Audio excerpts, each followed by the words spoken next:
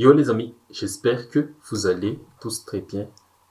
Très content de vous retrouver dans cette vidéo, encore une fois, la troisième de la soirée. Et on va débriefer ce match du Barça contre Séville. Avec cette victoire 3-0 sur sa pelouse contre le FC Séville, grâce au but de Jordi Alba, passe décisif de Kessié, le but de Gavi, passe décisif de Rafinha, et Rafinha lui-même sur une passe décisive de Jordi Alba. Le Barça creuse l'écart en profitant de la défaite du Real un peu plus tôt dans la journée. On a déjà aussi fait une vidéo sur ce match du Real, sur cette défaite très inquiétante. 8 points d'avance sur le Real, c'est déjà un petit matelas confortable, mais la saison est encore longue. Il faut être très régulier pour remporter ce championnat. Face au 16e du championnat, le Barça a galéré en première mi-temps. L'équipe type de Xavi a été reconduite, mais face au bloc très bas en 5-4-1 de Séville, les Catalans n'ont pas trouvé la faille.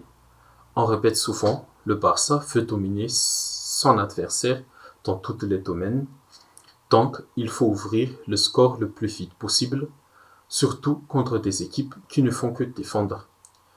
Car marquer le premier but permet à ton équipe d'avoir le contrôle sur ton adversaire, car il doit prendre plus de risques au pressing et en attaque pour essayer d'égaliser.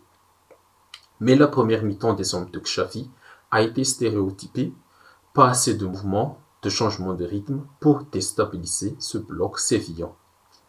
La seule vraie occasion dangereuse du Barça sur cette mi-temps, c'est le tir de loin de Lewandowski.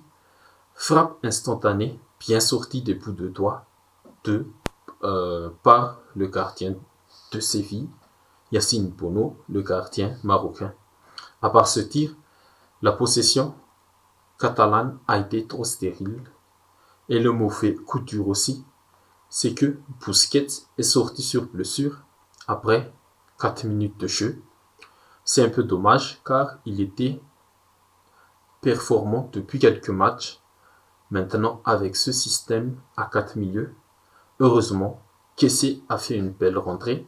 Il a fait son rôle aux côtés de De Jong, le néerlandais, le quarterback de cette équipe du Barça. Ainsi, le match s'est décompté en deuxième mi-temps. Xavi a peut-être aussi trouvé les bons mots pour rebooster ses joueurs et on l'a vu sur cette deuxième période, l'équipe a joué plus libérée, le jeu était rythmé avec les changements de rythme de Pedri et de De Jong, les décrochages de Gavi ou de Lewandowski pour créer des espaces dans le dos de la défense de Séville, les appels dans le dos des défenseurs de Rafinha. Tout ça a été vu tout au long de cette deuxième période et ça a payé pour les Blaugrana avec ces 3 buts marqués au compteur. Ces buts sont les illustrations parfaites, les récompenses et la concrétisation du collectif plus huilé, plus conquérant de cette deuxième mi-temps. Très belle deuxième mi-temps des Barcelonais, une victoire sans encaisser de but. Bon, Séville n'a rien proposé aussi offensivement et c'était plus facile de défendre sur ce match. Les points positifs aussi pour le Barça, c'est que Rafinha enchaîne les performances assez bonnes et il aura encore l'occasion car Dembélé en a encore pour quelques semaines avec sa blessure et Kessié aussi aura sa chance de prouver qu'il mérite aussi de jouer dans cette équipe.